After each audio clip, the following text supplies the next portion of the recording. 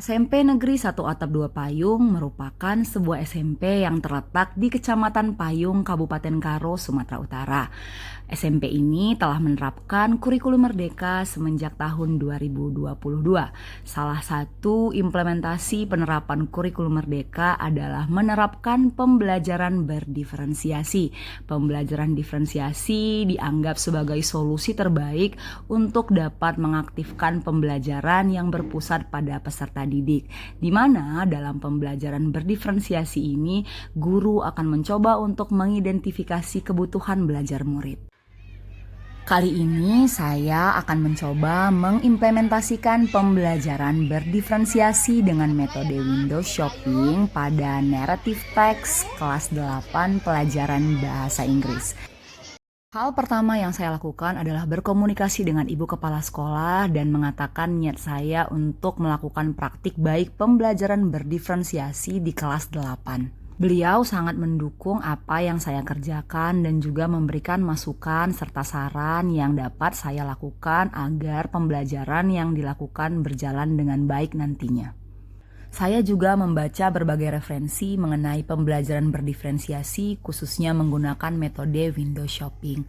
Selain itu, saya juga mengerjakan modul ajar dan juga membuat berbagai media pembelajaran yang menarik untuk materi narrative text. Pembelajaran kami mulai dengan berdoa.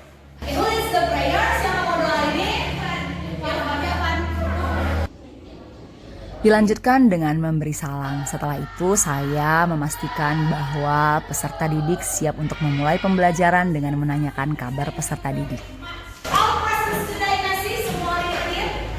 Ada yang sakit berarti nggak ada ya? Semua aman. How are you today, Pai? How are you today? You're happy. What about Dina? How are you today, Dina? You're happy. What? Okay. Selanjutnya saya menyampaikan tujuan pembelajaran kami hari ini kepada semua siswa. Today we will learn again about narrative. The objective of the lesson, tujuan pembelajaran kita hari ini adalah by the end of the lesson you will be able to analyze, okay, a narrative text. What is narrative? Saya juga menanyakan siswa tentang pelajaran kami sebelumnya masih mengenai narrative text. Story. Narrative text is a story. What is the example of story? Apa contoh story? Fable. Very good question. Next. Fairy. Next.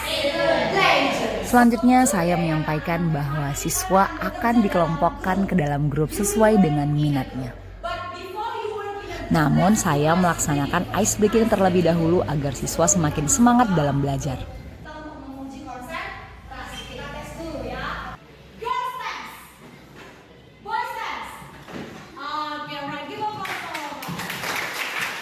Selesai ice breaking, siswa mulai dikelompokkan ke dalam grup sesuai dengan minatnya masing-masing. Siswa dikelompokkan ke dalam grup legend, fairy, and fable. Boys legend. Say legend. Fable. Right. So we have three groups here. Legend, fable, and fairy. Sudah. Masing-masing kelompok sesuai dengan minatnya akan menganalisis teks. Kelompok fable akan menganalisis cerita hewan, sedangkan kelompok fairy akan menganalisis cerita dongeng, dan kelompok legend akan menganalisis cerita legenda.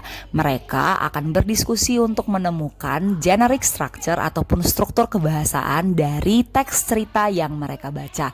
Setelah itu mereka harus menuangkan hasil diskusi mereka ke dalam kertas karton dan juga membuatkan tayangan slide dalam bentuk Canva. Kegiatan diskusi ini akan dapat mengaktifkan partisipasi setiap anggota kelompok. Setiap siswa di kelompoknya akan saling mengeluarkan ide-ide mereka dalam mendesain hasil karya teks naratif yang mereka buat. Sehingga setiap orang akan berperan aktif dan menciptakan kolaborasi dan pembelajaran yang menyenangkan. Implementasi pembelajaran berdiferensiasi juga sudah terlihat dari dibedakannya jenis teks yang akan dianalisis siswa. Teks ini dianalisis sesuai dengan minat siswa masing-masing. Selain itu, dalam pembelajaran kali ini, siswa diajak untuk memanfaatkan teknologi, yaitu mendesain slide tayangan mereka menggunakan aplikasi Canva. Siswa dapat belajar menggunakan aplikasi Canva sehingga mereka akan mampu membuat tayangan slide semenarik mungkin sesuai dengan kreativitas mereka masing-masing.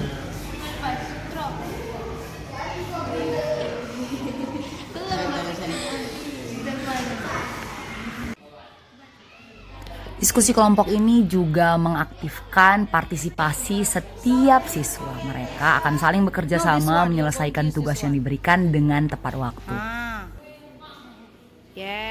Guru juga senantiasa memonitor jalannya diskusi dengan berkeliling ke setiap kelompok untuk memastikan setiap siswa mampu mengerjakan tugas yang diberikan dengan baik dan menanyakan kesulitan-kesulitan yang mungkin dihadapi siswa ketika diskusi berlangsung. Okay, scroll. Yes.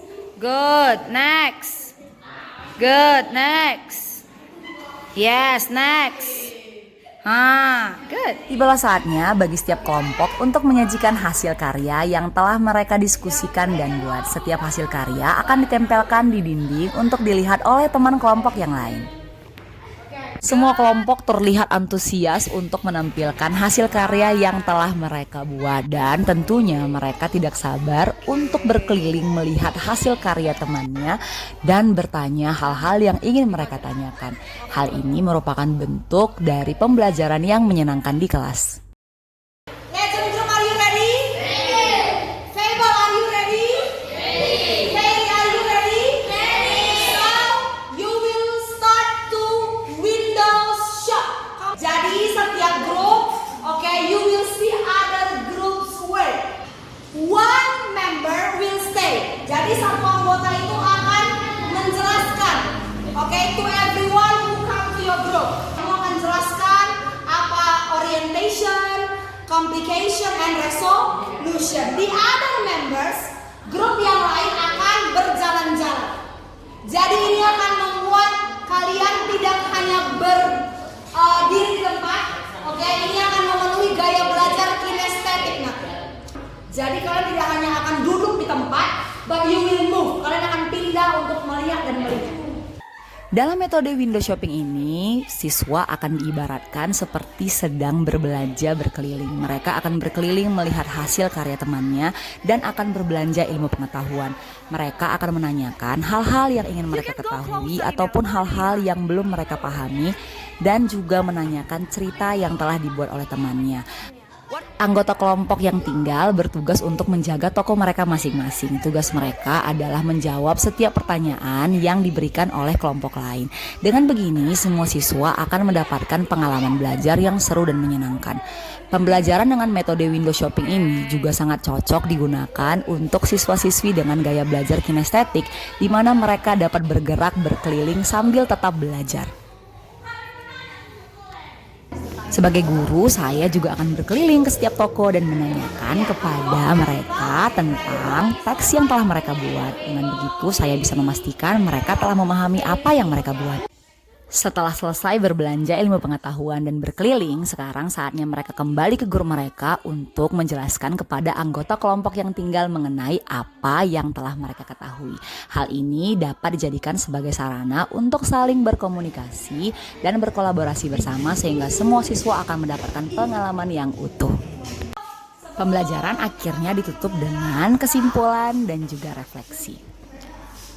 Kita berdoa dulu, tapi sebelum berdoa satu orang refleksi pembelajaran hari ini. Madan, ayo.